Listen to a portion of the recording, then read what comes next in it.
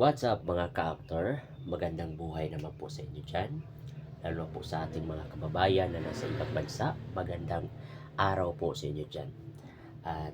At salamat po sa laging pagsusubaybay sa ating mga videos. At sa ating mga followers, sa ating mga Facebook friends, sa ating mga subscribers, at sa ating YouTube channel. Magandang buhay po sa inyo dyan. So mga ka-actor, may i-share lang po ako sa inyo mga ka-actor. Ito po ay tungkol mga ka-actor sa aming tribo, no? Sa makatwid, ako po ay isang tribong ata sa Pahibato District, Davao City, no? So hindi ko naman talaga ikakahiya kung sino at ano ako. So mga ka-actor, sa aming tribo mga ka-actor or ang aming tribo mga ka-actor ay walang makakapantay kung ano kabuti ang aming tribo. Pero inyo mga ka-actor, noong unang mga panahon mga ka-actor, yung aming mga kanuno-nunuan sa aming tribo, bakit sila tinatawag na mga datu? So ngayong panahon mga ka-actor, kung tatawagin nating datu ang isang tao ay yung mayaman, yung maraming pera, maraming sasakyan, at basta parang wala nang hinahanap pa, no? Kasi nandyan na sa kanya ang lahat. Yan ang tinatawag nating datu. Pero sa aming tribo, ang tinatawag na datu ay yung taong tumutulong para masolve ang problema. Or tinatawag itong datu dahil siya yung mangunguna pag may problemang dumating, no? Sa komunidad man, sa tribo man, o sa bawat tao man, no? Halimbawa mga ka-actor, may isang binata, no? Kung may isang binata mga ka-actor na aagawin niya yung asawa ng ibang tao. So ngayon mga ka-actor, yung inagawan ng asawa mga ka-actor, magagalit yun. Magagalit yun. Parang konsunadang pumatay kasi nasasaktan yung tao eh. Nasasaktan. So ano yung role ng dato mga ka-actor? Siya yung nasa gitna, magpagitna sa dalawang partidong nag-aaway, no? So ngayon mga ka-actor, si dato yung magpaplano kung ano yung mas magandang plano para hindi tumaas yung problema na kinakaharap dahil sa pag-aagaw ng may asawa. So si dato, para hindi natataas yung problema, siya na yung magbigay ng kabayaran sa pag-agaw ng kanyang asawa. Magbigay ba siya ng kalabaw, kabayo, pera, o yung mga tradisyonal naming mga kasuotan. Yun ang mga conditions or mga need ibabayad kung sakaling makakasala ng isang tao. At halimbawa rin mga ka-actor, sa kasalan, no? Sa kasalan ng tribong mga ka-actor, si dato ay may karapatan din magkasal ng isang parehong tribo. O kaya'y halimbawa ako, yung tribo ako, tapos maka-aasawa ako ng ibang tribo. So, nasa amin ng dalawa na mag-asawa kung magpapakasal kami sa tribo. Kung magpapakasal kami sa tribo, si dato yung magpapayo sa aming mag-asawa na ano ang dapat naming gawin bilang mag-asawa. At isa pa, siya na rin yung nasa gitna na rin ng pag-aasawa namin na para ay kami ay turuan, no?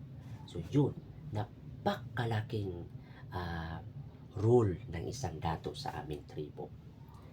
At isa pa, ang pinakamabuti o pinakamagandang behavior, character, o ano pa ang tawag noon, yung gawi, no, mga batasan sa tribo, no, ay yung mapagbigay, no, mapagbigay kaming mga tribo, no, kahit kahit kaunti na lang yung amin, basta may maibigay, ibigay namin sa mga taong nangangailangan. So halimbawa, noong unang panahon yung mga kubo-kubo pa namin noon, pag pag ano, yung morning na morning pa, pupunta na yung mga kapitbahay namin sa aming bahay, no? Para makipaghalubilo, makipag-talk, no? So, bago sila pumunta ng mga kanya-kanyang trabaho. So, doon, anong gagawin namin bilang may-ari ng bahay? So, painumin namin sila ng kape, papakainin, ganun, na parang walang iniisip na kabayaran. So, yan ang pinakamagandang gawin ng isang tribo, no? Sa aming tribo. Pangalawa, matulungin. Matulungin, mapagbigay. Ang pinakamahalaga sa lahat, mapagmahal kaming mga tribo, no? So, kaya lang, mga ka-aktor, ang lahat ng yun mga ka-aktor ay unti-unting nawawala. Dahil kung bakit mga ka-aktor, unti-unting nawawala ang mga ganon dahil sa unti-unti na rin nagbabago ang ating mundo. Unti-unti na rin nagbabago ang lahat ng bagay sa mundo. No? Kahit ang mga kabataang tribo, hindi na nila napapractice yung sarili nilang kultura at tradisyon. So kaya ngayon, hindi na natin masyadong makikita o mapipicture ang isang tribo o ano talaga yung tribo, no? So yan ang realidad, no? Realidad po yan, no? Pero sa mga tweet mga ka-aktor, kami mga tribo ay hindi talaga kami palaaway, hindi talaga kami gumagawa ng mga gulo, no? So, yung mga taong katribo namin na gumagawa ng mga gulo, sariling kagustuhan nila yon, hindi yun kasali sa aming mga behavior o karakter naming mga tribo. Bakit mangyayari na manggugulo ang isang tao? Dahil din doon sa mga masasamang mga produkto, inom, no? Tsaka, minsan din magagalit yung tribo kasi parang inaabuso yung kanyang karapatan bilang tribo. Pangalawa pa niyan mga ka-aktor kung bakit nag-iiba or magagalit ang tribo, dahil sa discrimination. Discriminate, no? Parang dinadown ang karapatan namin mga tribo. Kaya ngayon mga ka-aktor, pinsan na lang yung makikita mo mga tribong pinaglaban ang kanyang tribo, sariling tribo. Pero ako, kung saan ako nanggaling, kung ano yung pinagmulan ko, doon din ako mamamatay. Kaya mga ka-aktor, kung meron kayong natutunan sa video ito tungkol sa aking tribo, o kaya kung meron kayong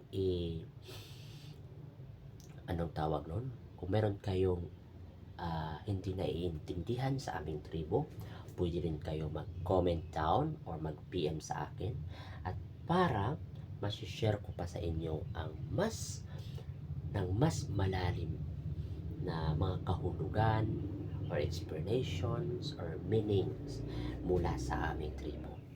Kaya yun lang po mga ka-aktor.